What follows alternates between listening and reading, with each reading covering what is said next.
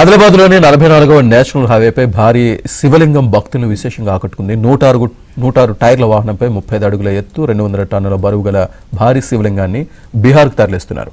ఈ భారీ శివలింగంపై 1008 లింగాలు చెక్కి ఉన్నాయి. ప్రతిరోజు 25 కిలోమీటర్లు ప్రయాణిస్తూ బీహార్లోని చంపారణ్ జిల్లాలో నిర్మిస్తున్న విరాట్ రామాయణ మందిరంలో ప్రతిష్ఠించేందుకు ఈ శివలింగాన్ని తీసుకువెళ్తున్నారు.